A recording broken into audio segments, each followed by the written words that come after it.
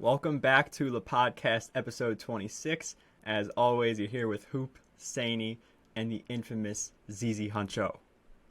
Well, it looks like our Decades draft got decided. The outcome, that is, earlier today.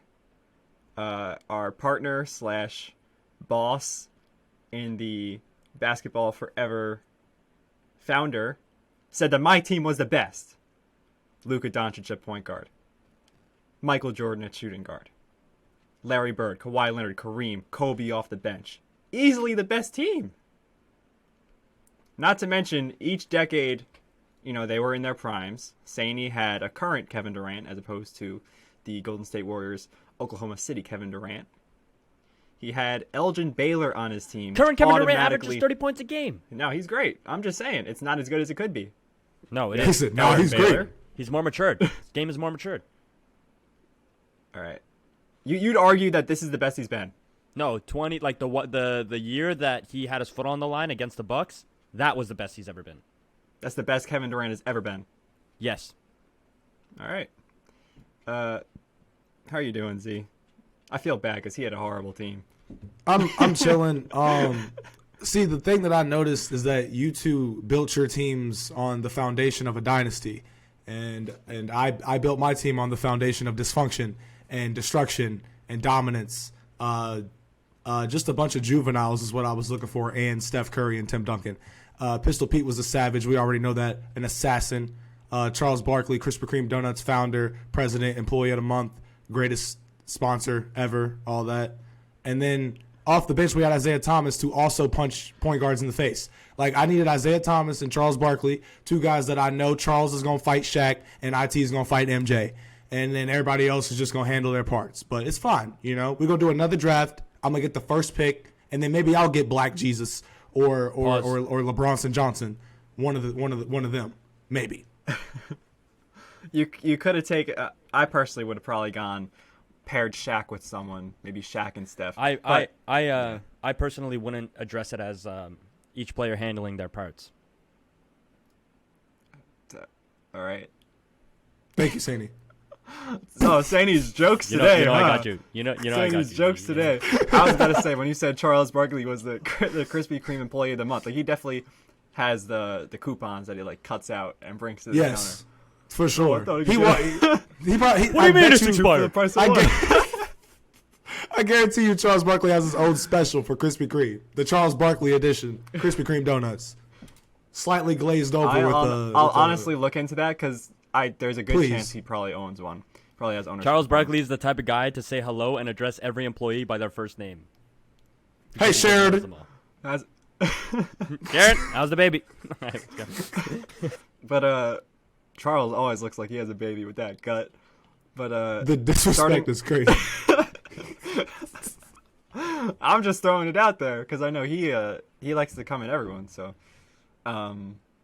but getting into today's show, how about before today's show? Because when we were talking, we had a meeting yesterday. During that time, the Nets stomped the Knicks for the 20th time in 3 years. They haven't lost to the Knicks since they got Kevin Durant. Kevin Durant has not lost to the Knicks in 13 times they played each other.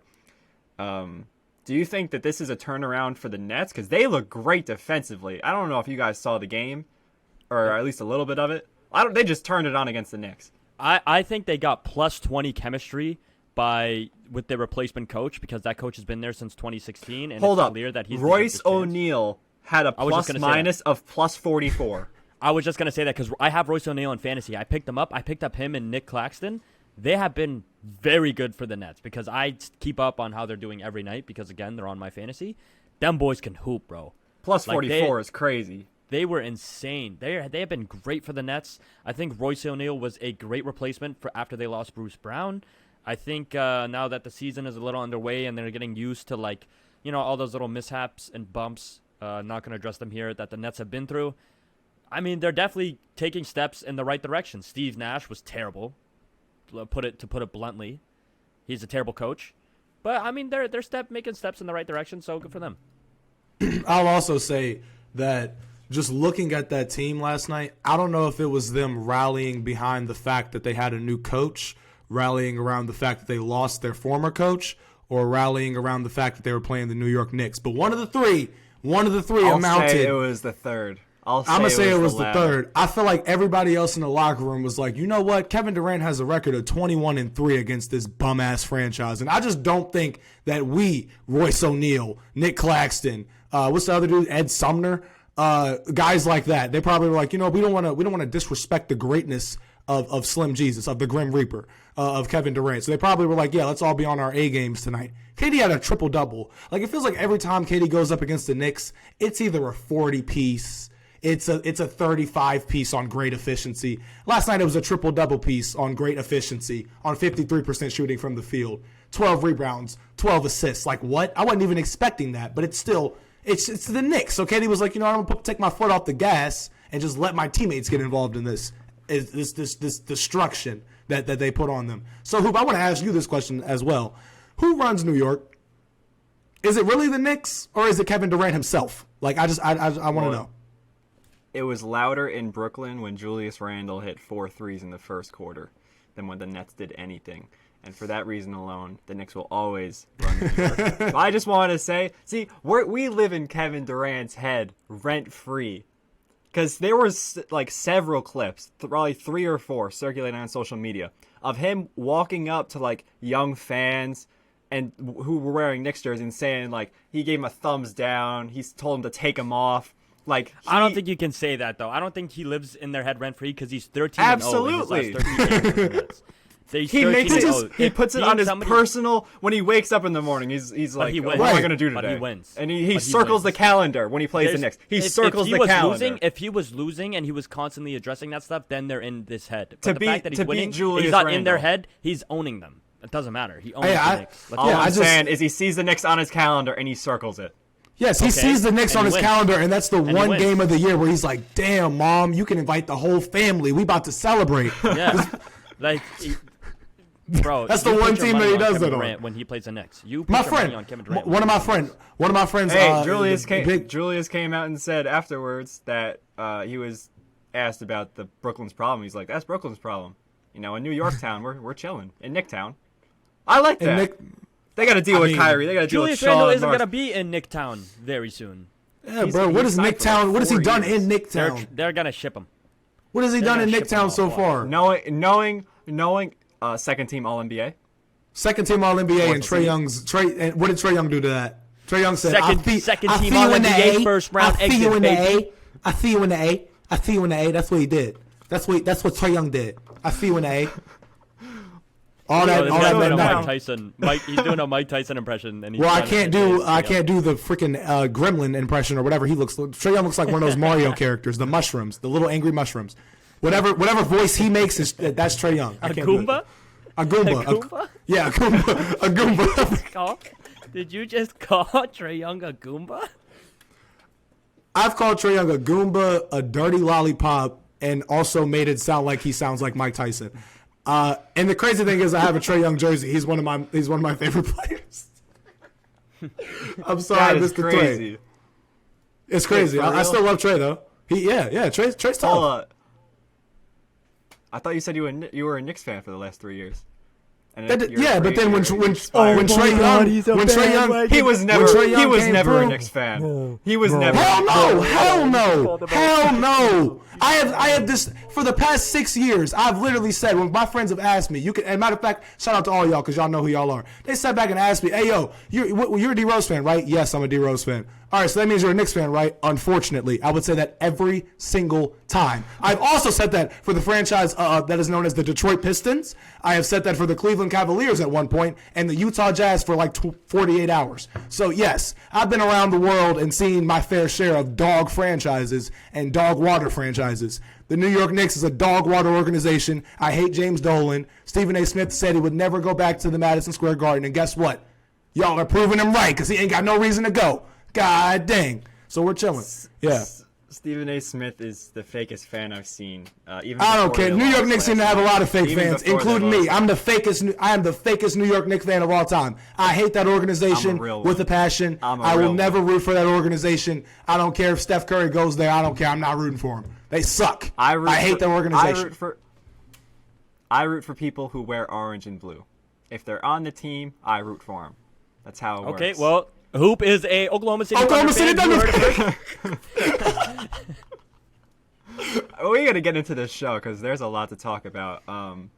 We have the headlines, then super hot fire, and then superstar debate. But I'm not a rapper. We're gonna spit some hot takes. I'm very proud of mine, but like these are supposed to like provoke reaction. So it'll get a little wild. And then superstar debate, that is gonna go on for a long time as well. But starting off with the headlines, LeBron James lost to the Clippers last night. Paul George played well. Obviously, Kawhi is still hurt. The Clippers and the Lakers, by the way, going into that game, had the two worst ranked offenses in the league. The Clippers pulled away late. And LeBron, after the game, says that he needs to start flopping because he needs to start getting some calls from the refs. How ironic. I'm going to say this because I grew up on, like, when I first got into the NBA, I grew up on, like, Facebook memes, like top text, bottom text. Especially with the NBA, all LeBron flopping jokes. Like Miami Heat LeBron was, like, the prime of making fun of LeBron for flopping. So to see LeBron come, like, genuinely, no shame, come out and be like, I guess I gotta learn how to flop. Bro, I will give this to LeBron. He's different. I know there's a whole thing about LeBron capping. That whole trend is going around right now. And for him to just disregard the prime of his career and say that he needs to add this skill of flopping to his arsenal, LeBron, to me, is as entertaining as Keeping Up with the Kardashians. There's always something new going with him. What's crazy is, like, he's ballsy, like, with the stuff he says. Like, it doesn't care. But because his name is LeBron James. That's why. Oh, man. I was sitting with my friends. We were watching Kobe that night, and I said, he's going to get 70. But that's the thing. Going back to all the lying things, I sent you guys a compilation. There was, like, the one with the Godfather, and then it was like, what was your favorite scene? I was like, I don't know, man. Oh, there's just so many of them. There's just so many scenes. And then the one where it's like, oh, what was your biggest takeaway from the book? Oh, man, author's very, very, very smart man. Very smart man. The fact funniest one will always... that he just thinks he needs to have an answer every time. It's just like, bro, nobody cares. LeBron James... to straighten him out. No, this is the thing. And if I was LeBron James, maybe I would think like this too. Maybe we would think like this too if we were all LeBron James. If we're LeBron James, that means that for the past 20 years, since we were in... Matter of fact, go back to when we were in high school. We were destined with all... We were labeled as the chosen one. So I feel like LeBron took that for 20 years and was like, hashtag the chosen one, hashtag the kid from Akron. I am the Messiah. If something goes wrong in America, everybody needs to ask LeBron James what happened, and he needs to give a response for everybody to have some sort of sanity. That's what it is. So if LeBron feels like one day, hey, I need to wake up and be Le Scholar, give me a book. Give me something that Helen Keller wrote. Give me that. And then if LeBron's like, I need to be La musician. What was that? Yo. What? I think something Helen Keller wrote. Yeah. Right. At this point, we have seen so much. We have seen so much. I wouldn't be surprised if LeBron James was like, let me read something that Helen Keller wrote. Why? Because I'm LeBron James. Okay, let's fade away from this LeBron James segment because before we stop, I want to say my favorite LeBron lie. I'm a massive Liverpool fan, and LeBron obviously owns a percentage of it. And he's doing this interview with Peter Crouch, and if you don't know who that is, he's like a Liverpool legend, and he's on the big screen on live TV. And the female reporter is like, LeBron, you're here with Peter. Did you know he's a Liverpool legend? And LeBron's sitting there with his hands crossed. He's like, I knew that. Yeah, I knew that. And then Peter starts talking to him, and there's this player named Jordan Henderson, whatever. And LeBron goes, did you see Henderson's goal with England? LeBron did not watch a second, a lick of that game. LeBron looks at him and goes, yeah, I mean, when I saw it, I was like, this guy is unique. This is a really unique play that he made on the pitch. And I'm sitting there and I'm like, and he's smiling the whole time. Like, you can tell he has no idea what the hell he's talking about. And I have never laughed harder in my life. Oh, man. If you've seen the clip, you know what I'm talking about. But let's move on into super hot fire. Because, I mean, we could talk about LeBron's lies all day. Of course. So, Saini tasked us with coming up with a hot take for TikTok clips. that we're just basically going to roast each other for. So I don't know if Sandy, if you wanted to start us off since you had this idea. I want to hear what you were so excited about to say that's going to rile us up so badly. Unless you're 12 years old or younger, or lived under a rock growing up, and you don't know who Super Hot Fire is, the greatest YouTube rapper of all time. I'm gonna give my hot take in a Mute Super Hot spit Fire a clears. style. I'm Mute gonna spit give a my clears. hot take. I'm gonna give my hot take in a Super Hot Fire style. So I need you guys to be. You guys with me? Don't do that. Don't do that. Nah, to I got yourself. it. Don't do that to yourself. I gotta compose I'm myself. absolutely afraid. Listen. Just give the take. Just give the take, Sadie. Give us the take. Wait, hold up. No, because you know what's going to happen is we're going to have to post this on Listen, TikTok, nah, and you I are don't going care. to get Listen. flamed. Listen. I hold my fart around a cute. Wait, no. What is happening? Wait, listen. I need a fart around a cute girl. I hold it in. Who's gonna be a first-time All-Star this season? Lauri Markkanen. Boom, boom, boom, boom, boom, boom, boom. Let me get this Bro, straight. Lauri You said you Markkanen will need to fart continue around this your level girl. of play and listen. Hold on. Lauri Markkanen will- Hold on. Before you go, just clarify this. Did you just say that you need to fart around your girl? Did I hear that? Before we get to Lauri Markkanen, is that something that you said you needed to do? Hold it in. Hold it in oh. was the only thing I could think of that rhymes with Markkanen. Okay. All right. Let's get this. Eminem would be so upset. Listen, anyway, my all you my gotta do super is hot go take- on a rhyme generator Let me and type in the I'm word. original. Nah, I don't use the internet. I use my brain. Listen, let me say my hot take straight. Go ahead. So we gotta listen. Lauri Markkanen will continue this level of play, and he's going to make his first All-Star appearance this season. I mean, I don't. I want to hear this. I want to hear this. No. No, it's crazy. No. It's hot. It's super hot. It's I don't super think hot fire. No, it's not. If the Utah Jazz are a top 3 seed in the West, they have to have an All-Star. It's easily Lauri Markkanen. Right. I think but he's an I'm all-star. saying this is why it's super hot fire. I agree with that. I agree with that completely. If they are a top 3-4 seed, yeah, it's going to go to Lauri Markkanen. But it could also go to Jordan Clarkson. I mean, it could. Jordan Clarkson's been. Jordan Clarkson's been. That would be a take. That would be a hot take. He just took my take and flipped it. Here's how it could go to Jordan Clarkson, right? And I'm not bringing in. Obviously, right now I'm on the Lauri train, but I'm saying the season could progress. Voters will probably look at this team and say Jordan Clarkson and Lauri are neck and neck for like who's the best player on this team. In my opinion, it would still be Lauri. But Jordan Clarkson has been there for a little bit. This man was literally kind of a vet for these other guys coming in: Lauri Markkanen, Colin Sexton, Kelly Olynyk, just random guys like that. So it could go to Jordan Clarkson, like it could. But I'm also saying it's super hot because not even a couple months ago, when I was listing off teams, when ZZ Huncho was listing off teams, I mentioned the Utah Jazz specifically because I said the Utah Jazz always have a way of making the playoffs. Now that doesn't mean that's rather if they got the players, the coaching, or the general manager. This season, I guess we can put it all on Danny Ainge as the creative genius for this, right?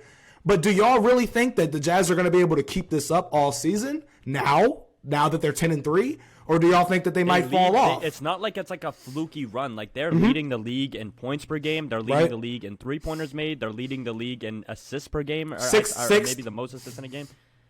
But they have the most assists, and bro, like they are turning up. Everybody has taken that next step. Mike Conley is averaging a career high in assists per game. He's become he's at his peak playmaking wise, which I just did not expect.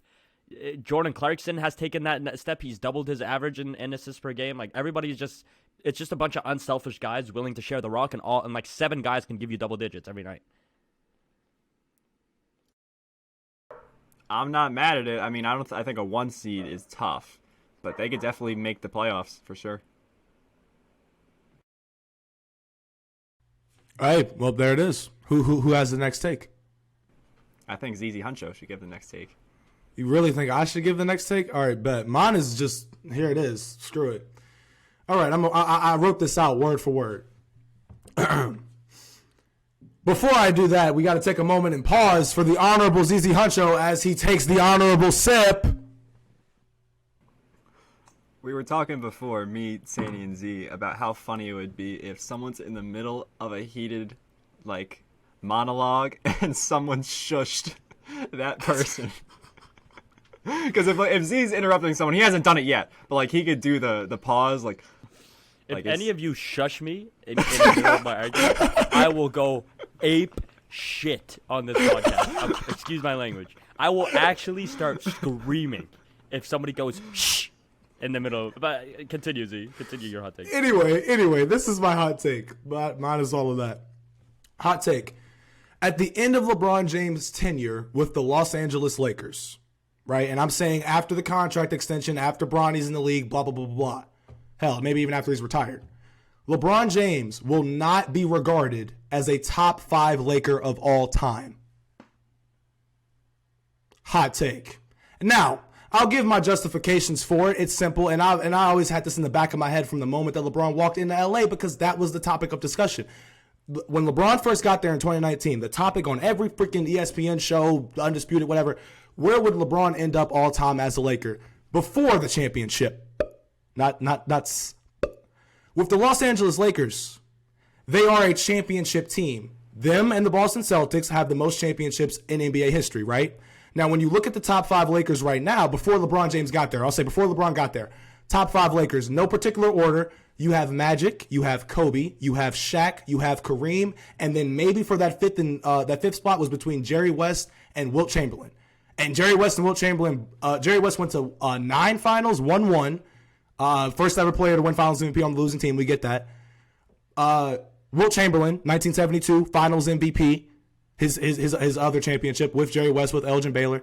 But when you're looking at the Los Angeles Lakers from a historical standpoint, and then if you were to go based off of, I mean, let's say LeBron ended, let's say he retired tomorrow, and right now all we are left with is 2019 Laker LeBron, 2020 in the bubble, 2021, and 2022. Tell me right now, would you say LeBron James was a top, just because he has a championship, he does, and that would get him into the top 5, I would say in some people's books, for a Laker. Tell me, would y'all say he was a top 5? I don't think he's a top 5 Laker of all time. I think there's an argument maybe for him for the 5th spot, but I agree.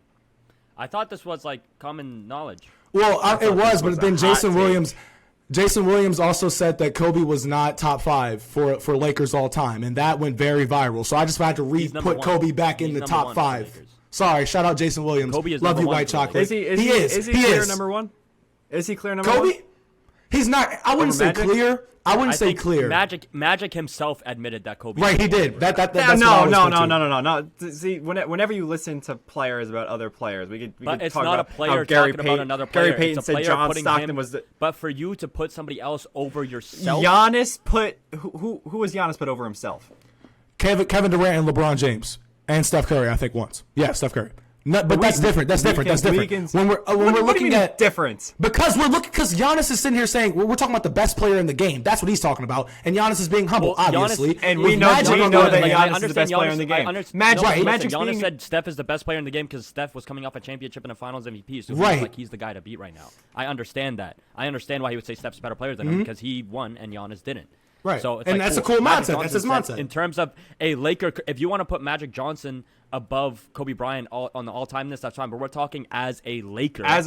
They both played for the Lakers their yeah, entire but career. Magic Johnson didn't play as many seasons as Kobe. Kobe was there for 20 seasons. 20 seasons. Like Magic and Johnson's legacy.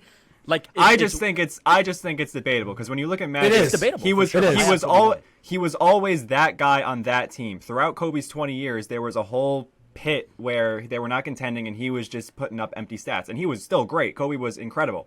But when you look at Kobe, you could look at two sides of the winging Kobe, right. the winning Kobe, and then the just stats Kobe. Magic was always that guy on that team. That's a reason why the Lakers were the Showtime Lakers. They gained so many fans. Him and Larry Bird saved the NBA. It was like whatever the rivalry was with like Boston and LA. Like it just that kind of sparked so much. So while Kobe, in terms of influence on this generation, is probably more so than Magic on the previous, I don't know how much death plays into that. And if you're saying that counts, like that, I totally get it. But I just think that it's Magic's impact on the older generation of Lakers fans is underrated because there's a ton of Lakers fans because of Magic. Right. I get that. That's why it's not debatable. For me, I mean that's why it is debatable. My bad.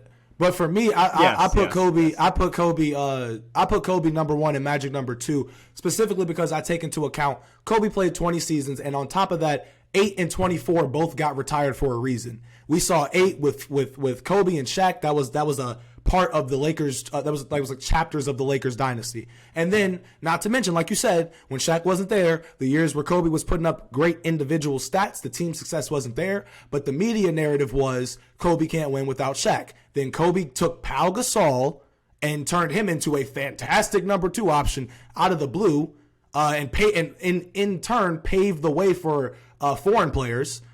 On top of that, takes that team to 3 straight championships and wins 2. So when I look at Kobe and people are like, okay, well he got 5, right? That's he got 5, whatever. He wasn't there with Jordan. He was really close. And I think that something that people don't really take into account is Kobe and Shaq went to 3 straight finals. They went to 4 total, but went to 3 straight. Kobe also went to 3 straight finals with another number 2, with another guy on the team, with another big guy, another big man. So I look at that and I'm like, Kobe took all of the narratives that the media put against him in 2005 all the way to 2008 and put him to bed. Won 2 finals MVPs, put that notion to bed. One more than Shaq, put that notion to bed. 81 points, all-time leading scorer, all-time leading assister for the Lakers, all these different things, right? It's just like I put that into account. But yeah. I mess with it just when it comes back to the LeBron not being a top 5 Laker thing. And even Sainey's take with Lauri Markkanen being an all-star on the 10-3 Jazz. I don't think they're as hot. I thought we were going for like groundbreakers. Like people are going to want to chop my head off for what I'm about to say. So I'm going to spit Let's see if we want to chop your head off. There's a chance. Wrap it. No, because I know this is going on TikTok. I'm not as spontaneous as Sainey take. There's a chance that the Utah Jazz can make the NBA playoffs and still land Victor Wembanyama. The Minnesota Timberwolves right now are the 10th seed, and the teams below them are the Kings, the Warriors, the Thunder, the Lakers, and the Rockets. If they don't figure it out with Rudy and Cat, things can get messy if they don't look for a trade. We know the Warriors are going to turn it around, and as much as you guys don't want to admit it, the Kings are a good basketball team. As of right now, the Minnesota Timberwolves have like the 15th ranked defensive rating in the league. With Rudy Gobert, that's horrible. And with the perimeter defenders you have in, not Vanderbilt, McDaniels and Edwards, like that is bad. Offensive rating, they're 21st. So when you have Cat, Edwards, D'Lo, that's just not good.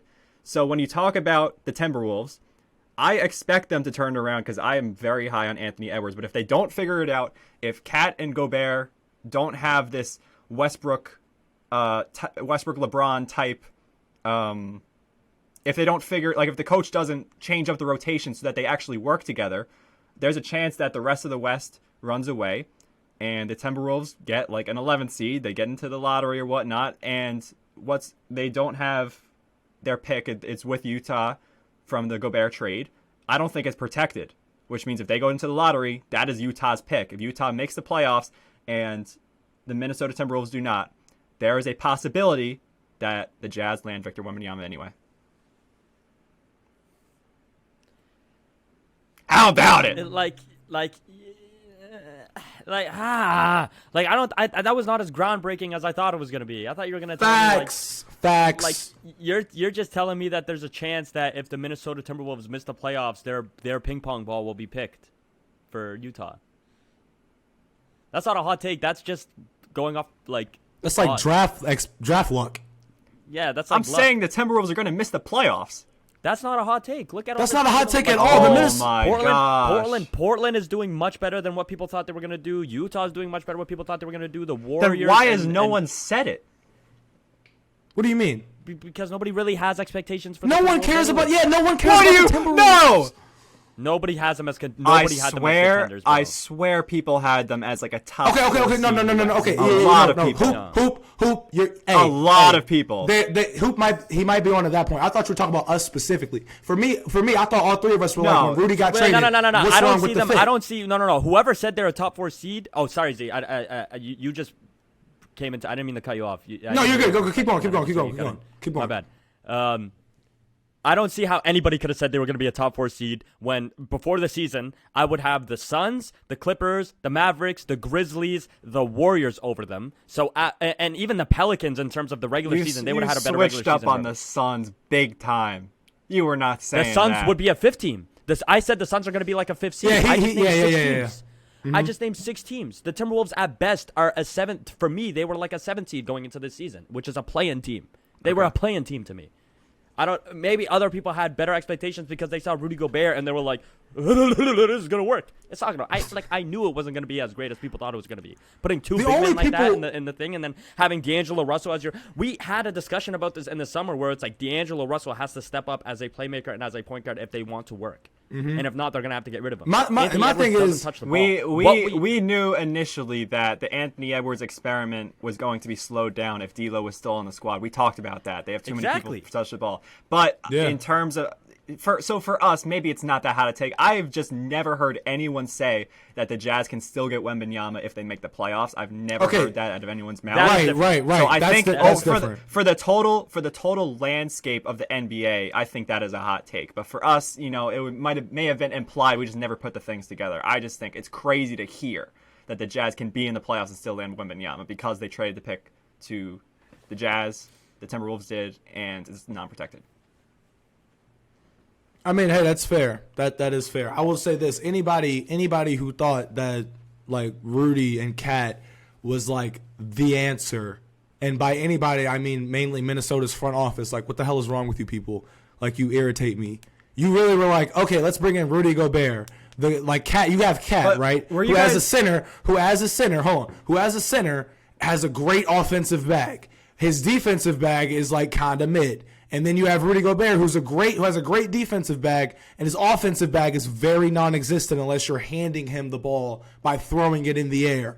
Like, what the hell? And then, not to mention the fact that I thought my eyes deceived me the other week, but I'm pretty sure that I saw Rudy Gobert shoot a 3-pointer. Why?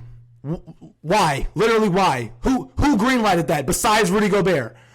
Like, if you mean to tell me, like, when I first saw that trade go through, I never in a million years would have thought, yeah, like, Rudy on the offense is going to be, like, at the top of the key, butt naked, wide open, nobody expecting him to shoot it, and then he shoots it. Wee. Like, what? Wee for 3. Let's move into the superstar segment because I know we have like 30 more minutes. That's actually hard, though. A French dude, wee for 3. It ain't gonna be Rudy Gobert, though. I gotta start talking about Evan Fournier like that. Yeah. Wee for 3. But yeah, I thought that was gonna come across better in my hot take, but it is what it is. I think some we people all had different opinions on what we thought was gonna get reacted. You know what it is? I think it's because all our things were logical. So like, where it's like, oh, it's not that hot because it's logical. I can't make a hot take that doesn't make sense because I don't agree with it. That's the thing. It's hard to make a hot take that's like flaming hot. Unless you're like Crazy Shot Josh or something and you do this for a living. The only thing I genuinely like that you could say was a super hot take that I've had in the last 2 years was that Westbrook will start turning up, and he has been turning up. Like, I stayed true to that hot take. I had a hot take saying that if John Wall played for the Rockets, I might have said top 10, that he could be a top 10 point guard in the league, but he never came back for the Rockets. So, but that was a hot take. And I genuinely believed it at the time. Now it's a little too late. But let's move on. If you want to preface the superstar segment.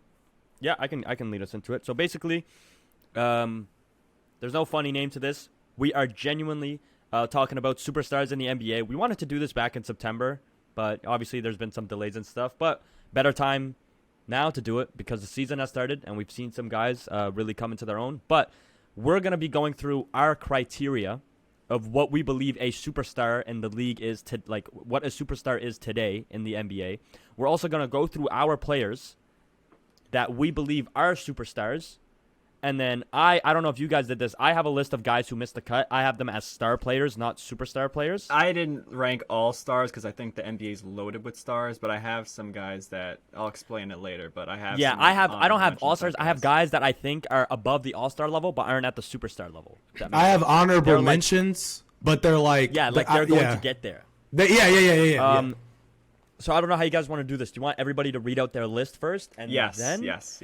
Here's the thing. I didn't know we were ranking them. I thought we were just naming. No, superstars. no, So we're I don't not- have we're these not guys ranking them. ranked. I don't have them okay, ranked so either. you just said because you said ranking. I assumed. Sorry. So these are my superstars in the league. I have 9 of them, potentially 10. My 10th is borderline for me, and it's a very hot take to be honest. And do like the reasoning later. Just name them off. Yeah. For shock Like most of value. them are obvious. I have reasoning for the ones that you guys would argue with. But I'll give you my 6 obvious ones. Giannis, Jokic, Durant, Luka, Curry, and LeBron. I don't think there should be an argument as why they are superstars. Now my 3 picks for these guys, I have reasoning for them, and we'll get into that. Donovan Mitchell, Damian Lillard, and Jason Tatum. My 10th is Joel Embiid, and the reason he is a borderline superstar to me, I believe as a player he is a superstar, and the reason I don't have Kawhi on my list is because I really value consistency and being able to be there for your team, like playing all the time. I feel like Joel Embiid thing is he's not as injured as guys like Kawhi would be. Like, he still plays in the season, he still makes an impact, and that's why I have him as a borderline superstar. But for example, like when it matters most, like in the playoffs, he seems to always be going through some random injury that like holds back his style of play. For example, Wait, Kawhi Leonard having a random injury? no, I'm talking about Joel Embiid. That's why I have him as a borderline superstar. But obviously, when he plays, he is a bona fide superstar for sure. But that's why I have Joel Embiid as a borderline. I'm going to go through my star players later, but if you guys want to name off your superstars. Yeah, I guess I'll do mine. Mine's simple. It's Giannis, Luka, Jokic, Curry, Durant, LeBron, Embiid, Kawhi. I have 8. That's it. Z, go for it.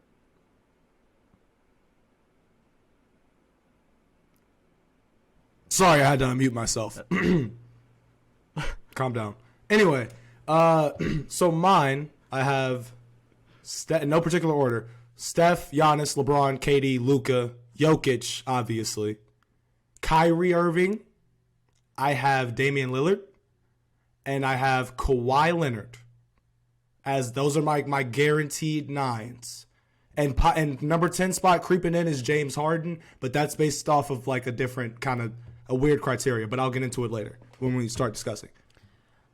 All right, well, I want to. We're going to definitely go back to Z's list. I want to address the Go back to first thing yours I too. said with Shit, Donovan we're gonna go back to Mitchell. yours. We're gonna definitely go back to your list. We're definitely gonna go back to your list too. No. Hoop. We're going back to your list too.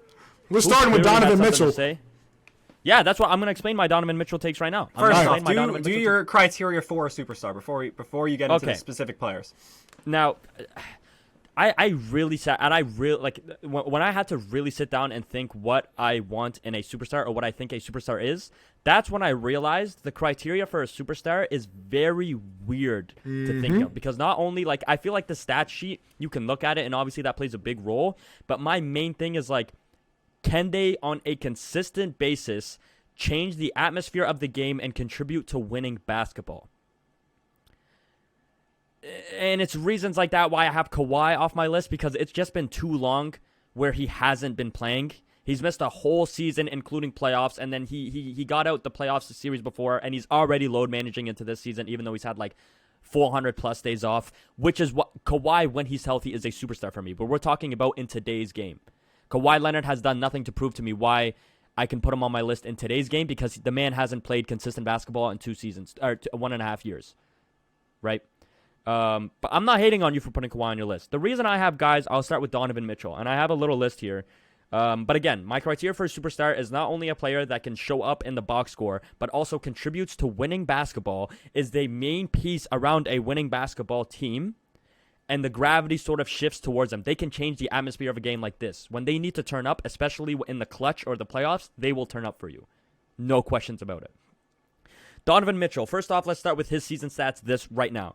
Through the season, the Cavs are 8-3. They're the second seed in the East. And Donovan Mitchell has been averaging 31.9 points per game, 4.2 rebounds per game, 5.8 assists per game, 1.3 steals per game, 0.6 blocks per game, shooting 51.4% from the field and 44.8% from the three-point. So the guy is hella efficient. Not only is he showing up on the offensive end, but the defensive end. And the reason that I have Donovan Mitchell as a superstar now heading into this season is because he has proved to me with this new Cavs team how great of a playmaker he actually is. I did not know Donovan Mitchell was a playmaker like that when he was on the Jazz because he couldn't be. The whole offensive load was on him. He didn't really have guys around him that he can trust with the ball in their hands other than him. Rudy Gobert was a pylon in the post. He had some shooters around him, sure, but in terms of when they need it the most, when it matters the most, it was all about Donovan Mitchell. It was all about Donovan Mitchell. So to see him really step into his ability to play make while also upping his scoring ability, ridiculous. He also contributes to winning basketball, not only with the Cavaliers. I'm not just talking about this season. I'm talking about with the Utah Jazz as well. Like Z said, the Utah Jazz are always a high seed in the West. We're always a high seed in the West when Donovan Mitchell was on that team. And when it came down to it, sure, there's most times he was out in the first round, maybe second round. But when he played in those series, I can really only think of one bad year he had. And I believe it was when... I don't have it written down here, but I remember he was shooting like 20 points per game. He was having it was a bad series, but whatever. I'm going to disregard that. For example, bubble Donovan Mitchell, or his first season when he destroyed my Thunder. That guy has proven from day one since he came into this league that he is built for those type of situations. And that's why I consider Donovan Mitchell to be a playoff riser. And you need to be a playoff riser if you're going to be in my superstar list. He's top 7 in the league for defensive rating amongst guards. Top 7 in the league amongst guards for defensive rating, and he also has a ridiculous offensive rating of 123.7. With his with the amount of numbers he's putting up, averaging damn near 32 points per game, with that efficiency and to have an offensive rating like that, the league average is 112. For the amount of time the ball is in his hands and the amount that he does to have a rating like that is ridiculous. And he's also exceptional at scoring at all 3 levels. He can shoot the ball and he is an exceptional finisher, which is why I have Donovan Mitchell as a superstar. There is no reason to think that Donovan Mitchell can't be a superstar in today's game. There's no reason to think that Ja Morant shouldn't be a superstar if you have Donovan Mitchell as a superstar. Why don't you have Ja? I agree. Sandy, why don't you have Ja? I would take Donovan Mitchell over Ja Morant right now. Right now, or just as a player? And like, if you're just going into any Donovan Mitchell season or any Ja Morant season, who are you taking? Right now, I'm taking Donovan Mitchell. I don't know about, like, I have to compare them season by season. I think the reason I wouldn't have Ja Morant... Thing is, if Ja Morant was a big thing for me is being able to, like, I can trust that you're going to be there. The fact that Ja Morant, I can't really blame this for him because Ja's really only had like one real playoff run. You're talking about injuries with Ja? Not just like I get he was out with the Warriors. Listen, no, let me talk. He's only had one real playoff run, which is why I've seen Donovan Mitchell since 2017. He's really turned up. I feel like Ja Morant is playing at a superstar level, but I need to see it for another season or two. And I have Ja Morant in my borderline list. He's in my borderline list. Okay. Like, don't think I didn't think about Ja Morant. I think it's the fact that I need to see Ja Morant play at this level for another season or two. I've seen Donovan Mitchell play like this for the past 5 seasons, which is why I can confidently say that Donovan Mitchell's on this list. In his rookie season, he turned up, and he has gotten nothing but better since he has been in this league. This season, he has really proved that he is when you have a great roster around Donovan Mitchell, they can win, and not only they can win, they are contenders. So back to Saini's point about Donovan Mitchell and how when he jumped into the playoffs against OKC in 2018, wasn't it? He out the gate, you could tell there was something special about this kid. And what Saini said is the exact same thoughts I had watching Donovan Mitchell back then, which is another reason why I was so high on him, wanting him to win Rookie of the Year over Ben Simmons. And as you can tell, 5 years later, he should have won. But anyway. Comparing him to Ja Morant, however, so Ja has been in 2 playoff series so far in his career, 2021 and 2022. In the 2021 playoffs, he averaged 30 a game on 40 minutes, 8 assists on 49% shooting from the field, 33 from 3, and 78% from free throw line, whatever. Last year against the Warriors, in that series, a lot of Grizzly fans I remember were saying, well, dang, like the Grizzlies, like would have had a shot if Ja was playing. And honestly, they would have had a shot to send it to 7 if Ja was playing, in my opinion, because Ja was coming out there averaging 27 a game for him, high 25 plus points per game in that series for the games that he played until he got hurt. So I could see that. I see the potential in Ja. And the reason why I don't have him as a superstar yet is because mainly I need to see, probably like Sandy said, another playoff run of this. Another playoff run where he's averaging 25 plus points per game. He's got it. He's got it for me. He's already changed the culture in Memphis. Like Ja has Ja's like almost like right there. He already has changed the culture in Memphis. He's the leader of that team, the leader of that franchise, the franchise player. One of the most exciting players in the league, in my opinion. Ja is box office, so he was really close to my top 10. He's box office already. The only problem that I have is like when he's not playing. Last season, as we saw, they were 21-3 or 22-5, something like that. And his presence is not really felt as much as a Luka or a Giannis and maybe even a Donovan Mitchell during his Utah years. So for that reason, I'm in agreement with saying like, yeah, for sure. And also like you said, Z, his numbers showed like he has superstar numbers in the playoffs. But we're comparing this to only Ja Morant has played 14 games in the playoffs, whereas Donovan Mitchell has played 39 games in the playoffs. Right. You know what I mean?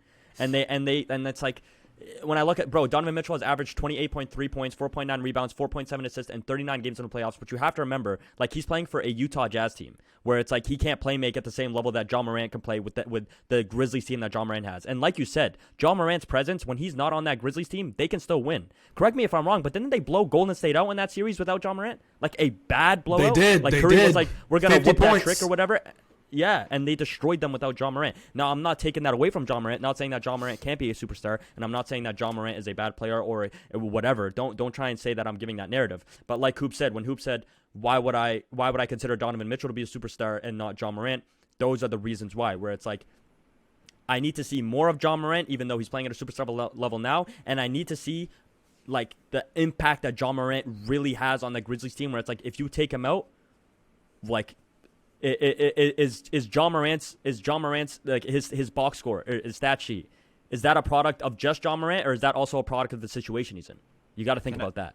Can I say, before I give off my criteria, you said what was Donovan Mitchell's defensive rating? Because he's not a good defender. He's not a great defender. He's top 7 in the so in far the this year he's been pretty good. And he's 108.2 defensive rating. So I don't know why that's top 7, because I'm looking at NBA.com right now, and it says Rudy Gay leads the league with 90 defensive amongst rating. guards. I said amongst guards. I counted the guards. Everybody that's a point guard or shooting guard I counted, and Donovan Mitchell. All I'm saying is Grayson Allen is, if you're counting guards, because he's the first guard in this list, Grayson Allen's first. So I don't know how I'm going to play into defensive rating in terms of being a good defender. And offensive rating, I don't know if you said among guards, like Mike Conley's first, and don't get me wrong, he's great, but Aaron Nesmith is second if you're talking guards. So in terms of the ratings, I'm not going to buy into that as much as I still think he's an incredible offensive player. No, but the thing is, I wouldn't buy into ratings. I wouldn't buy into ratings when you're talking about guys like that, because they don't have as many possessions as Donovan Mitchell would have throughout a game. I mention those ratings because it's like, bro, when you look at the level of play that Donovan Mitchell's playing at and the box score and how much I'm saying it has a lot to do with team defense too. Yeah, but you look at the Jazz, they're a good offensive team. They have good offensive ratings. You look at the Cavs, they have 2 great interior defenders, which means they're going to block a lot of shots and deter like people from going to the paint. They're going to. I think you're discrediting Donovan Mitchell as a defender.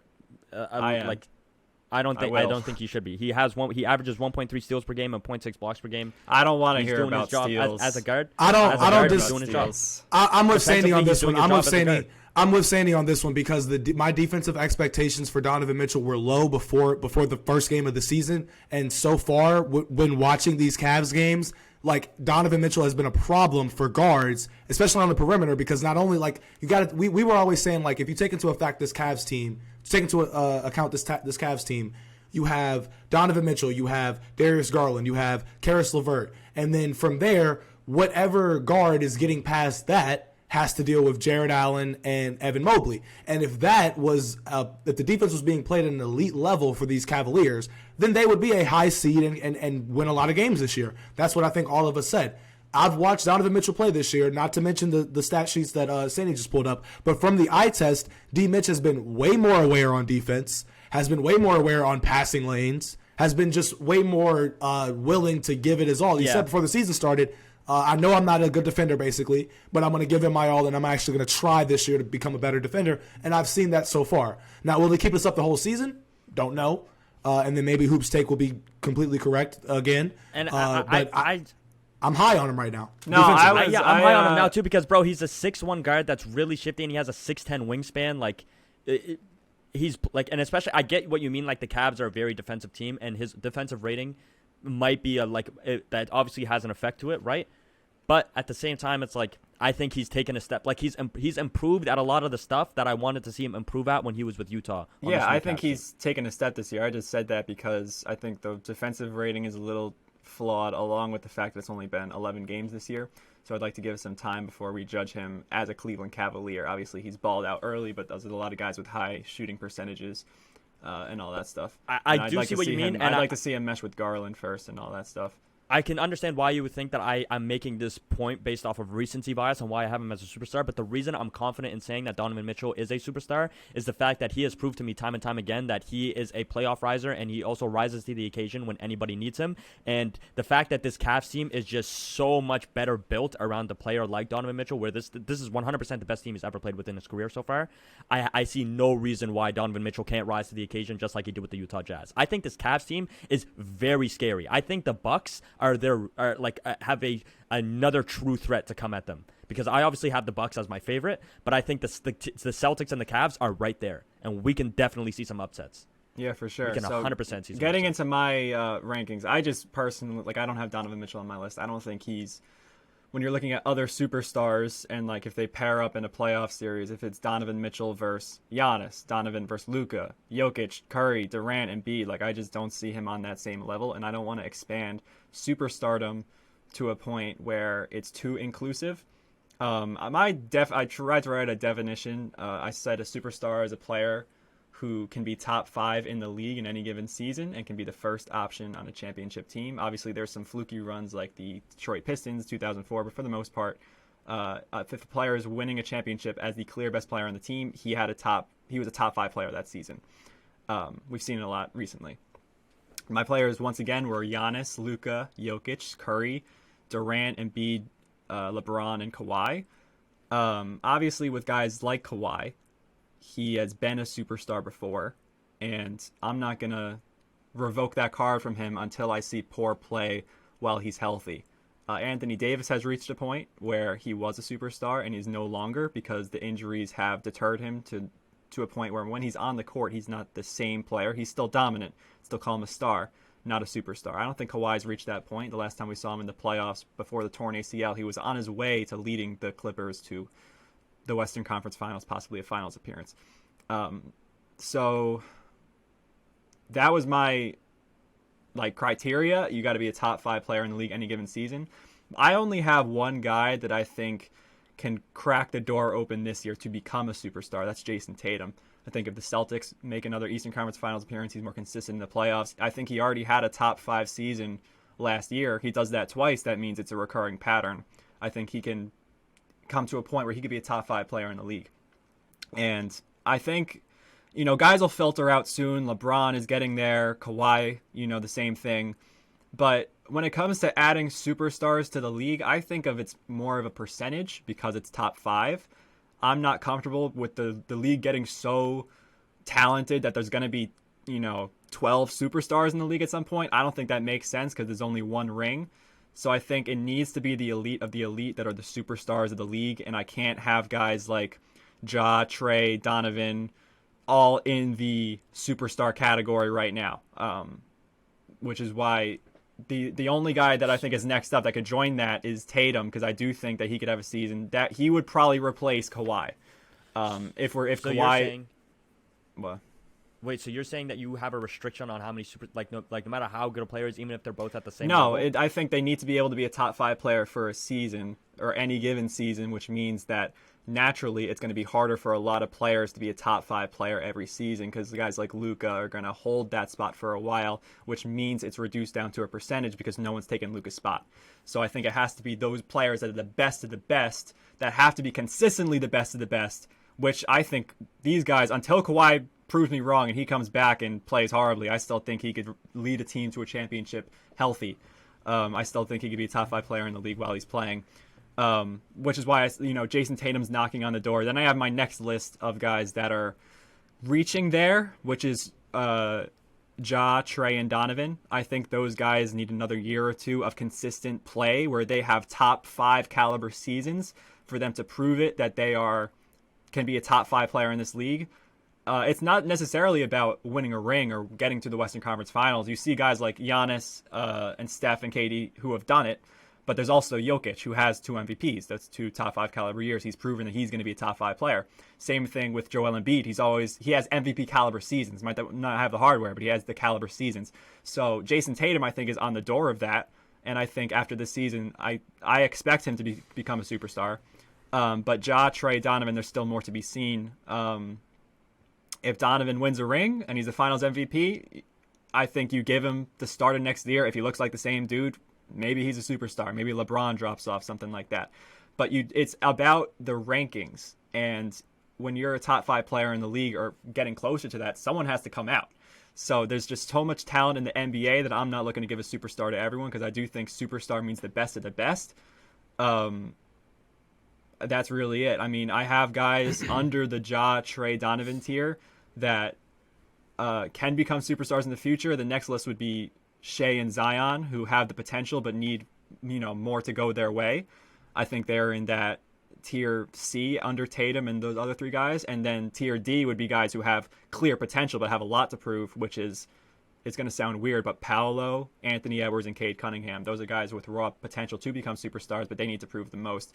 I don't have people that have been superstars and are not anymore on my list. Like, I don't have AD and Harden here. They could have a season where they become play like a superstar, but that would be more like a top 5 season, which is something that someone like DeMar DeRozan can have. I think once you're done with superstardom, it's hard to get back in. It's pretty much impossible. I don't know if anyone's done it, which is why I don't have someone like Paul George on my list, because once you're done with superstardom, I think it's really hard to get back in. Even if you had a top 5 season, you'd have to replicate that multiple times to become a superstar, which is impossible. So that's the going behind my list.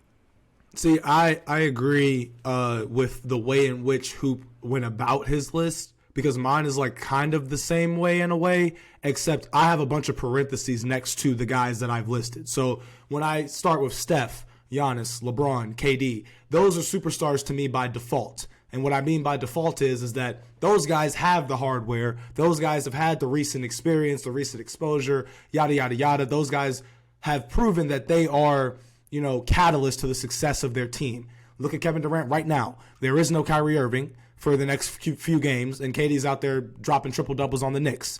And you look at KD against Giannis with his foot on the line. No Kyrie, half of James Harden, and all of Kevin Durant playing 48 minutes. That's a superstar to me. Solidified legend, all that stuff. Now, Luka's another one. From the moment that Luka, and it doesn't even start when Luka got to the league. This man has been a superstar low-key since he was 16. Like, this man has been the talk of European stars coming into the league since he got drafted. And he's lived up to those expectations. He's lived up to the hype. We sit here and we're looking at Luka's playoff numbers and comparing them to Michael Jordan for a reason. So in that case, I'm saying he's a superstar. Jokic, like Hoop said, with Jokic, it's a simple case of the hardware, he's got it, but also the all-time statistics for somebody at his position. I think he has that as well. So to me, that I'm looking at him, I've never seen a player like Jokic before, and I can see why he has the 2 back-to-back MVPs. I can see it, And then with guys like Joel, I put in parentheses, trust the process. The reason why I'm saying that is because I feel like for Philly fans, the process is still going, but the process started with Joel Embiid. And so far, you've gotten, to the second round? You still haven't cracked the conference finals, if I'm not mistaken. but you've been really, really close. And it's like because of Joel catching an eye injury in the playoffs last year, right? Like after putting up a fantastic MVP-worthy season, I'm just like, all right, I'll give you another year, maybe. This year. Maybe after this year, if they don't make it to the conference finals or if they don't turn things around, because I believe they're 5-6, then I'll be more comfortable being like, you know what, Joel, you're a star. You're a star that failed out in the process system along with Ben Simmons, along with Markelle, like all that. You know what I'm saying? And then for guys like Kyrie is a special case for me. Kyrie is box office. He's box office in a way of this guy we know is an all-time, one, if not the greatest finisher of all time, layup package, elite, top 75, one of the biggest shots in finals history, all of these things. So when I look at Kyrie, I'm like, he's one of those guys where it's like, if you throw Kyrie on a team with a guy and he's your Robin, you put some pieces around him, they could go somewhere. The Nets literally almost did it with one of the worst defensive teams in the league. So I'm putting Kyrie in there for box office reasons only, but at the same time, I'm not mad if y'all don't have him there. I could see the argument of him being looked at as a star. I could see it because Kyrie is not a 1A. He is not a 1A. He's not an alpha. That's what I was just going to say. You're just going to have to defend yourself more on that because it seems to me that you don't have a set criteria discrepancy and criteria of what superstardom is, so it's just all up to what's in your mind. And if you want if you want to say Kyrie is box office, I could point to John Morant. If you want to say someone else is, you throw him on a team with a superstar, they could do a lot. I could talk about Paul George. Like there's just other players that fit different parts of your criteria that it's not sound enough for me. So I feel like if anything, guys like Paul it's George, it's hard to have one George exception over Kyrie Irving. It's hard to have one exception. Really it is very hard to have one exception. And with my list, that's how I kind of broke it down to the point where I can see exactly like what I'm trying to get at, right? So I said default superstars, for example. Those guys are like the case is already made, solidified, set in stone. Anybody else mentioned, if I say box office, that just means like when you think of superstar, you think of someone that you want to go see. In some people's minds, I've seen it. I saw a clip from Max Kellerman's show, and Jay Will said the exact same thing. He was like, if you have a guy that's box office that you want to go see, why wouldn't you label him as a superstar? He said, and then one of the guys rebutted that and said, well, what about Kawhi Leonard? I don't want to go see Kawhi Leonard. And I'm like, well, if it was the freaking playoffs, I would want to go see Kawhi Leonard. I'm sorry. He's averaged 30 points per game in his last 2 playoff appearances. I want to go see Kawhi Leonard. And granted, he's been, like Sandy said, he's been gone for a year and a half. But if Kawhi is going to load manage for the regular season and then say, let me go full steam ahead in the playoffs, I'm going to say he's a superstar. Now, right now, because he is load managing, because we haven't really been able to see him for 48 minutes a night or something, like, okay, I can see him falling into the star demeanor. But he like Hoop said, he hasn't had any play where I can be like, yeah, there's a knock. You're not the same. Even with this defense, people are like, oh, he's a step slower on defense. I'm like, Kawhi, I still want Kawhi out there for defense. I'm sorry. It could happen soon. He could lose the step, but the fact that it hasn't happened yet is going to make me keep him where I hold him. Right. I'm not going to assume. So for me, Kawhi's not. I was going to say, for me, Kawhi's not a default. Like until maybe another playoff run, then I'm like, yep, he's right there, right, all time superstar right there. You know what I'm saying? But yeah, to me, obviously Kawhi is a all-time great. Mm-hmm. And I leave him off my list again because a big criteria, like something that's a huge thing for criteria for me, because we're talking about superstars in today's game, right? That man doesn't play in today's game. He hasn't played in yesterday's game, and he hasn't played in the day before's game either. You know what I mean? It's like, well, he's also that is in huge... the league. I thought we were talking about superstars in the league. If you're talking about today, Donovan Mitchell's playing like a superstar. These other guys are playing like a superstar. DeMar DeRozan played like a superstar. Yes. I just think it's more. Kawhi Leonard, you have to look at previous history if you're going to say in today's league. If you're looking at previous history, James Harden. That's different because he came back after the injury and was much different. He was a different player after the injury. Kawhi Leonard. I think I need to see Kawhi Leonard come back from injury and play like that, and then I'll put him on my list. That's fair enough. But I just chosen to keep. I think I need to see something from him in order to take him off. I think he was already on there. I'm not going to take him off without him showing me something. That's why I can understand that, and I'm not going to prematurely take him off. I can understand that, but that's why to be honest, I understand your point. But the reason I took him off, I wouldn't call me taking him off my list prematurely taking him off because it's been too long. I also think you're prematurely putting Donovan Mitchell on, but you know why I don't think, this is the exact reason why I don't have John Morant but Donovan Mitchell, because Donovan Mitchell has proved to me time and time again that when the time comes, he will be there for you and he will play at that level, if not a better level, which is why I think, especially with this Cavs team, they're going to go far, and Donovan Mitchell is going to continue this style of play and this superstar level, or the superstar level of play. The reason I don't have Kawhi, and I wouldn't consider me prematurely taking Kawhi off my list, is because, man, I haven't seen Kawhi play at that level since 2021. And it's about to be 2023. We're talking about a long time of rehabbing, and he still wants to load manage, and his team isn't doing great because he's not playing. It's not like he can not play and they'll still do good. The Clippers are mid right now. They're 5-7. They're not great. He needs to be playing. Because in this day and age, they're Utah Jazz. 7-5, but I get your point. 7-5. Sorry, I had the numbers. I get your point. Utah Jazz are 10-3. The Portland Trailblazers are 8-3 or whatever, right? It's like, bro, you have teams that you didn't expect doing good are doing good. That's 2 spots that you weren't aware of in the playoffs that are now taken up extra on top of the ones that we already know that are going to make it. Like, you don't want to be playing in the play-in. You want to be a guaranteed playoff team, especially when you're the Clippers, who were the contenders, the favorites, to win it all going into this season. Right. You're the reason you're the favorites, and you don't want to play again. You don't want to start. You want to start not playing again. Is there a real reason? Is Kawhi Leonard, is his knee truly that bad? Because if his knee is truly that bad, how is he going to come back to the style of play that we know Kawhi Leonard has? If he really needs that much time off and he tried to play a game and he couldn't play.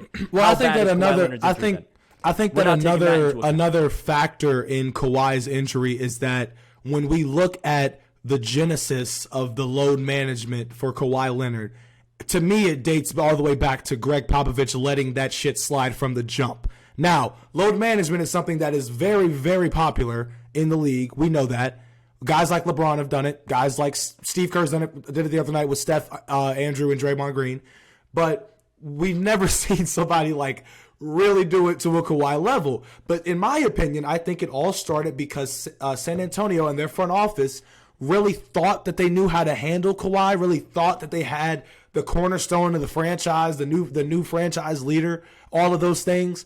And then you give a guy like Kawhi a lot of leeway, which results in this situation right here. He's had a lot of leeway since 2017. Now we're 5 years later. He's playing for the Los Angeles Clippers, a team who has always been looked at as the JV team in Los Angeles, and now he is the poster boy of this team. He's got a good coach in Ty Lue, who personally I don't think is going to put up with that ish, but.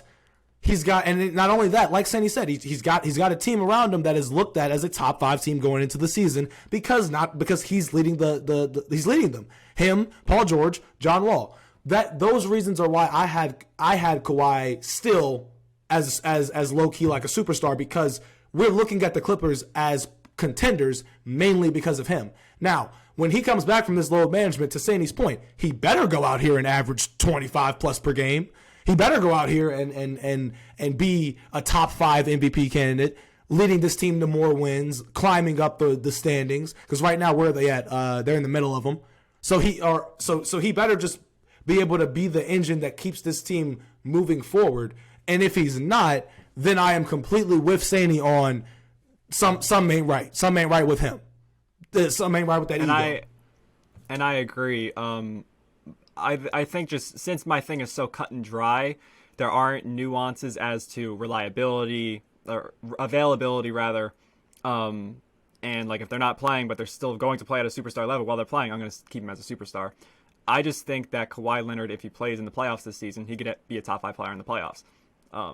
So that would fit my criteria. I still think he's a top 5 player because he's always been a playoff riser. So until I don't see it, I'm going to keep him on there.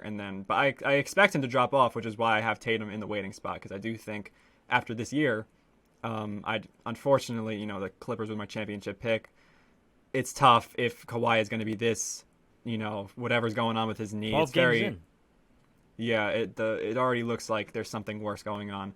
So and they're not telling us about it, and that's exactly why I left him off my list, because it's like If your ACL is still messed up, I have no trust in you that you're going to play at that level, near that level even. I don't care if you call that a hot take. Yeah, near yeah. that level No, if I you're think gonna we're be like just that. we're just of different. The fact that you mindsets, could only play so. like 15 to 17 in the games he played 15 to 17 minutes, and now he's not playing again. Something is up, and he's and Father Time is not nice to you the older you get. So when you're having knee problems like this, and you're already in your 30s, and you're not playing basketball, I am concerned. Your cells aren't reproducing; they're dying. Every day you're losing cells. You're not gaining any cells anymore. And you're gonna keep sitting out this long? So I'm wearing a Damian Lillard jersey right now. Love the man. I have my Damian Clutchest Lillard man on earth. But why is he a superstar for Saney? All right, so I'm going to go through his season stats first just because I like to give the season stats before I start giving my criteria just to prove that he is playing at a very high level.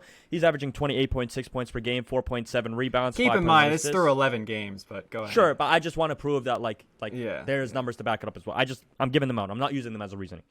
52.4 field goal percentage, 45.1 3-point field goal percentage. Here's why Damian Lillard is an all-star to me. And I was really looking into it, and I was genuinely surprised because every year I feel like there's this narrative that the Portland Trailblazers are going to miss the playoffs. But since 2014, that man has dragged the Trailblazers to the playoffs time and time again since his rookie season. And since his rookie season, he has proven that when it matters the most, he will put the ball in the bucket. He is one of, if not the most clutchest player we have seen in the 2010s. Heading into the 2020s, he kept that same energy. I don't think you guys remember these playoff series. Remember against the Nuggets? This guy was just pulling up from anywhere, hitting the most ridiculous shots mankind has seen. And you're going to see the Oklahoma shot. That was the best game I ever seen. That was the best basketball game I've ever seen. And I hate to say this, bro. The fact that you have the confidence to pull up from half court to seal a playoff series against the team that is supposed to beat you. He is him. And the reason I have Damian Lillard as a superstar is because he has never shown a sign of regression. And I feel, and remember, this is the most unbiased opinion you can have on Damian Lillard. You can hear about Damian Lillard. Look at the jerseys I have in the back. This is the most unbiased opinion you will ever hear about Damian Lillard. I hate him as a player when he plays Oklahoma because of what he's done to me. Great guy, sure. Listen, that man can change the entire atmosphere of any game he plays in. The whole team strategy is based around Damian Lillard. He goes on the court, he is the guy you look out for. He can go toe-to-toe with any of the superstars that we guarantee in the top 6 that we guaranteed. He can play at the exact same level that Luka plays at, that Jokic plays at, that Giannis plays. He'll put up those. He will not obviously the same numbers. He's not going to get you triple doubles and all that stuff like Jokic or 15 plus rebounds like Giannis or whatever. But he will have the exact same impact that those guys have in terms of trying to win the basketball game. And look at the rosters that have been constructed around Damian Lillard and the fact that they can still not only make the playoffs, but there is time and time again he's made to the second round. He made it to the Western Conference Finals that one year. He got swept by the 2019 Warriors. If Durant's not injured, they win that year. Like he has truly proven time and time again that when it matters, he is going to show up. And not only when it matters, it has to matter the whole season for them because it's the Portland Trailblazers. If Damian Lillard doesn't play at that level, they don't do anything. If LeBron, not now this season, obviously with the Lakers, it's like, for example, if Giannis takes a break, if Giannis is injured for a bit, the Bucks can still win games. The Nuggets, not as much because Murray and MPJ were injured and all that stuff. But you get my point. Damian Lillard is one of those guys where it's like he has to be not on his A game, his S tier game if they want to do anything. And since 2014, he has stayed in that S tier level of play. He has had points where, for example, last season he had a terrible start to the season. I don't know if you guys remember. This guy was shooting like 30% from the field. He had terrible shot selection. Portland was trash. Guess where they ended up at the end of the season? The damn playoffs. Because that man turned up and he flipped the whole script. So that what man would you turned up and say? flipped the whole script. Wait, you're talking about last year? No, I'm just giving an example of Damian Lillard being able to show up when it matters. He only played 29 games last year. He was injured? He played 29 games last year. I thought he was injured like the entire season. I thought he went into early shooting slump and then that was it. And then fizzled. I'm talking about the season before then. My apologies. Then I'm talking about the season before. You're right. He was out for most of it. The season before, he's had one of the worst starts to his career, and he still made the playoffs. And not only that, they made the second round, and they lost to the Clippers. Or not the Clippers, let me pull it up. I had Donovan Mitchell's. Anyway, my point is, the reason Damian Lillard is a superstar to me is because he meets my criteria in terms of, listen, I need to win a basketball game. Can I trust you to be the number one option on my team? And the main reason, if you put, I am a firm believer that the only reason, and and I can say this because you're like, oh, he needs to be able to be a number one option on a championship team. Damian Lillard can 110% be a number one option on a championship team. 110%. Well, if I just want to, so for my criteria, like, obviously, if you're in a better situation, it helps your case, because if you can be, maybe Jason Tatum on the Magic is not Jason Tatum, like, who knows? Right. But if he's doing that, then he becomes a top 5 player, that's going to make my list. I just think with Dame, I'm wearing his jersey, love the man. But at the same time, there are a lot of inefficiencies hidden by his highlights. Not a lot of people watch Portland games during the regular season. He'll go on, droughts. He's not the consistent team carrier that other people in his situation would be. Obviously, he leads to winning basketball. He's a star, absolute star. But when it comes to being toe-to-toe with other superstars like every night, maybe it's because he's on a bad team, but he just has really poor shooting percentages throughout his playoff career. He shoots 41%, 37 from 3, but he takes like 20 shots a game. And he's had times where, I'm looking 2018 here, it was only 4 games. I forget who they played, but he was like 18 points a game. So he's, he'll disappear at times. Obviously, he's going to be there for most of the time. I didn't look into the elimination game stats. I'm sure he performs very well during them.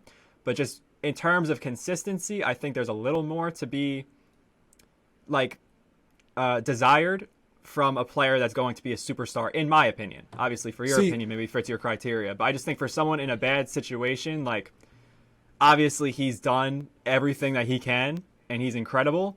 But in terms of being a superstar, I think a top 5 player it would make more noise, like, throughout the entire year. Like, when Dame is on fire and he's having those crazy 3-point, you hear about it. But for a top 5 player, like, you'd hear about it every night. Like, we see Luka with Mavericks almost every night. You see a Jokic highlight almost every night, even in small markets. And I know it's Portland. I just think he's just a half step under. And I love Dame, but I just think that's how it is. See, I love Dame too, and Dame his name did make an appearance on my list. However, remember how I said that I use parentheses? The only thing that I could put in the parentheses for Damian Lillard besides clutch gene was the grind. That's it. So when Sandy was talking about how Damian Lillard, if he was on another team, he's right. Damian Lillard on another team would probably do wonders for his career. However, who has been the biggest reason as to why Damian Lillard has not left Portland? Damian Lillard. My man has sat there and watched. Well, to be fair, if we're just talking about a player. I can't. This is the thing with Dame. You think he's damaging his... You think he's damaging himself as a player or his legacy? If anything, both. What do you mean? Like, the quality of player. When we're looking at the quality of player, you think Dame will become a better player if he plays for another city? If Dame is playing for another organization, I think efficiency-wise, and like if you look at like some of his, like he doesn't have to take some of the terrible shots in a game. That's true. That's true. All Portland has done. Here's my thing. All that I've seen from Damian Lillard since he stepped into this league, the biggest thing that we've always said about him is he is one of the greatest clutchest players of our generation. Clutch-wise, yes. Highlight reel, yes. The fact that the man was at half court, looked Paul George in the eye, stepped back and said, get the hell out of here, go home, that's insane. In the playoffs, that's crazy. However, when you go back and look at some of his numbers shooting-wise in the playoffs, sometimes they're a bit low, but when you take into account why that is, it's because most of the time, A, CJ McCollum wasn't holding his weight, or B, Dame is resulting to having to be the only guy to keep them in the damn game. That Nuggets game, right. I'm sitting here like Damian Lillard seems like the only guy that wants to go to the next round. And the Nuggets looked like they wanted to go to the next round, but they couldn't because somebody couldn't put down Dame. And you had the points where Dame was shooting shots and guys were like in awe of him, right? That's great. Damian Lillard is a great one-man show. However, when I'm looking back at certain series where I'm like, okay, Dame had an opportunity to show me a little something. I always point back to 2019 against the Warriors in the conference finals. Mainly because, yes, Kevin Durant was not there. People were always like, well, the Warriors, they have a better team. That 2019 Warriors team, looking back on it, was they had no depth. None. And you could tell that when they got to the finals and got beat by the Raptors because KD went down, then Clay goes down, and you would think that if this was like the Warriors back in the day that had Sean Livingston coming off the bench, Maurice Spates, Festus Ezeli, they didn't have that. They had some guy named McKinney. I forgot what Anthony McKinney, something like that. Yeah, They had just tell random me if guys. I'm wrong, but CJ was balling too. I believe Right. it was that series. was. Like CJ McCollum was like balling.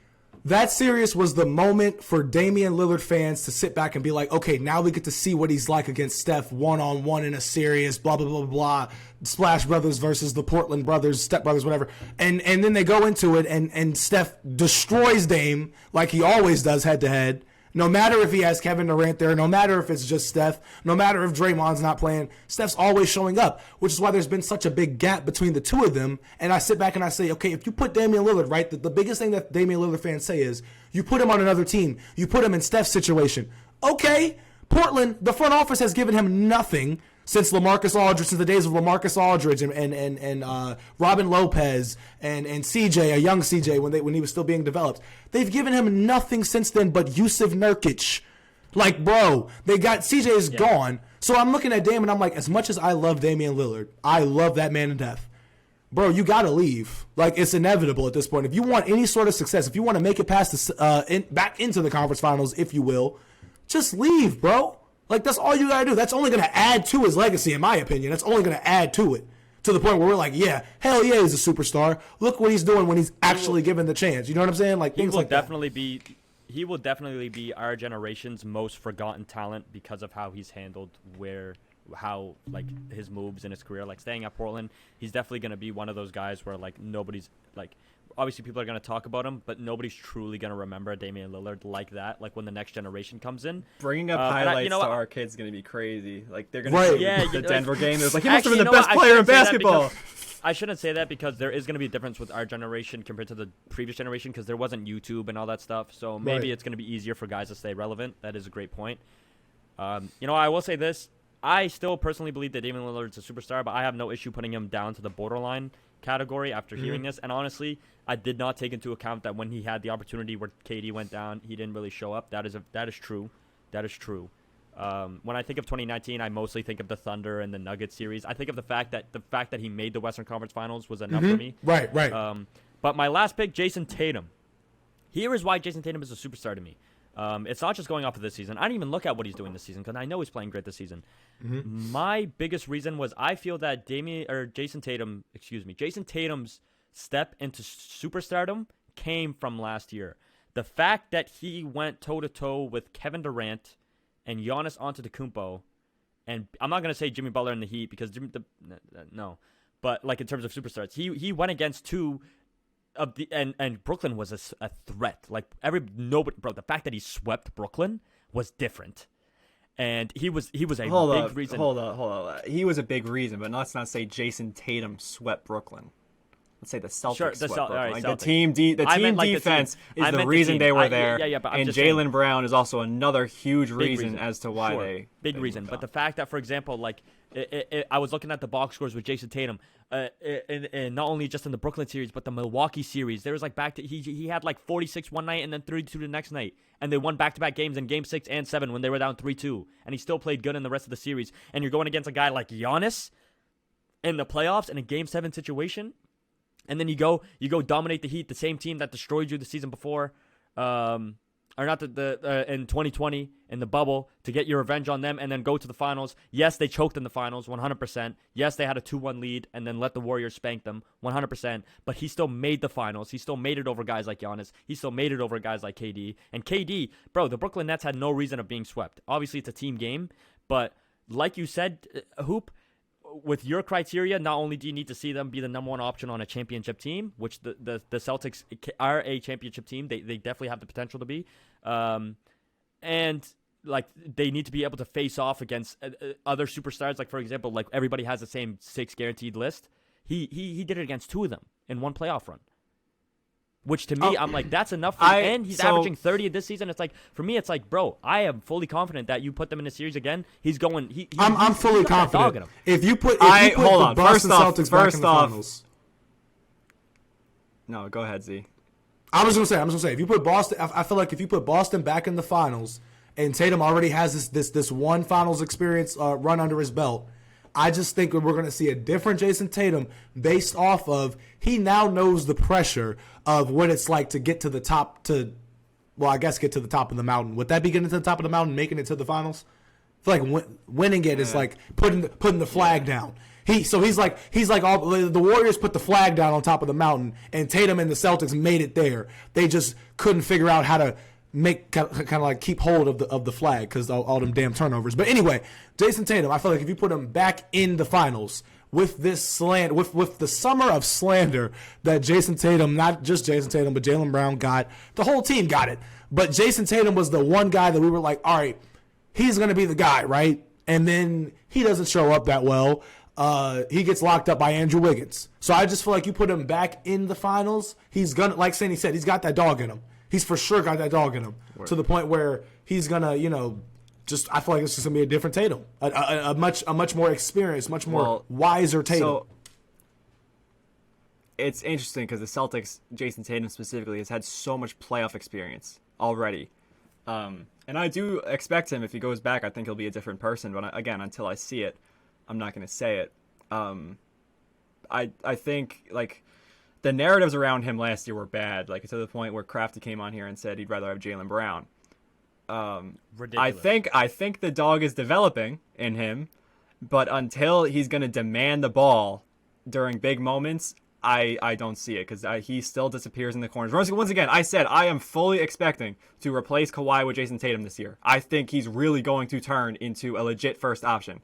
But until he's in the playoffs, I think it's going to happen this year. He needs to demand the ball and go to work. The time I saw the glimpse of him being a superstar was after the game where in Boston, Milwaukee came. Drew had the game-winning steal. I was at the game.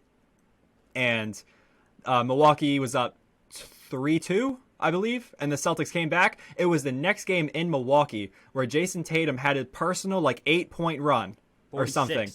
It was something like that, where they were almost all in the mid-range, all on the left wing, and he just took over the game like I haven't seen him before, which is what a superstar does. When he gets to hone in on that and realize when it's his time to go, and he can do that when he wants, he is a superstar. And I think he might be turning into that this year. But that was the glimpse. I just wish I saw it in the finals. That may have put him over the top. If I saw him come out hot this season, I was like, yep, he's a superstar. But when I see it in the playoffs this year, and I say will because I do think it's going to happen, then he's a superstar. Because I think he has it in him. He was ridiculous that game. Mm-hmm. I think I know we went really over time, so I think this is a good way to wrap it up. I feel like we all talked about every single weird. I got everything off my chest. Yeah. Like what you had the one I didn't I talked about everything I disagreed with your guys' list. You guys talked about mine. I think we're good. Kyrie is blasphemous. That's the Kyrie's only thing also crazy. Kyrie is blasphemous. That's we didn't go in on that, but it was the one thing. On that, but I think it's self-explanatory. Well, I don't know if you know what it is, because I understand if you're looking at superstardom, there's different ways to look at it, and you look at his people style you of want. play. It's not style of play. I'm talking box office. Well, I guess if you want to call that style of play. It is. But people that are recognizable. If Kyrie Irving walks around, it's like, yo, it's Kyrie Irving. If Devin Booker walks around, it's not to the same extent, you know? Yeah. So in that term, I totally see it. And from a talent perspective, he's there. It's just difficult when in today's league, we're talking about production almost all the time. Here's my thing. I see what you're saying. I see what you're saying on that. People forget with Kyrie, he's only ever won. I'm trying to back you, Z. It's just, it's hard for today. I'm about to help you. I'm about to help you. So linked to. Yeah. I'm still not going He's to believe only ever won as a second option. You can try. Listen. Had opportunities. He's had opportunities as a first option. And I don't even think he was nice in Brooklyn. He just got hurt. He was nice he's in never Boston. been. No, but think about it this way: he's never been. I get with the Celtics that he was injured, but he's never been in the playoffs as a first option. He's never played in the playoffs as a first option. So how can you label him a superstar? You just said it best. Tatum has moments where he's out there honing in and he's looking like he can't miss a shot. I have seen that from Kyrie Irving a million times where he is physically the number one guy where everyone's like, how the hell is he dominating this team damn near 1-on-5? Kyrie has that instinct in him. He did it, what was it, last year against... He has the it factor. He has that instinct in the regular season, though. He's never done it as a first option in the playoffs. That's my issue. The issue is the situation and the fact that he's not being relied on to the point where he has to do that. It's like, oh, Kyrie Irving's going off. He's going off. They could still win the game with LeBron James or whatever's happening. Or Kevin Durant. it's when he shows up, it's crazy because when Kyrie when Kyrie's at his best, he plays like a superstar. When Kyrie's at his best, he plays like a superstar. It's a matter of consistency and where he is relied upon because he does not have much there isn't much accountability there. Yeah, that's true. That's true. His Celtics team made the Eastern Conference Finals and lost in 7 without him. The whole playoff. Scary Terry was cold. Scary Terry. like when you're telling me like that's why I can't have Kyrie Irving as a superstar because I think that like you need to be able to be a number one. Like I agree with Hoop. Like you need to be able to be a number one option on a championship team. Kyrie has never shown me like a reason why I can believe that because he's only ever really dominated when it matters most when he has somebody beside him. His superstar play, though, like if you want to talk about people who play like a superstar at their peak, Kyrie is there. When you talk about guys who can play like superstars, like DeMar DeRozan, whoever, Benedict like Zion Mathurin for a game or whatever. But like Kyrie, in terms of even people playing like superstars, he rises to almost the top because he is unstoppable. So in terms of like short term, looking like a superstar, absolutely, it's just tough with the consistency part. But I see where I feel that. I feel that. Well, that's a great way to wrap up the show. Yeah. Well, this is great. This is fun. This is a great show. Yeah, I mean, this was episode 26? 26. 26.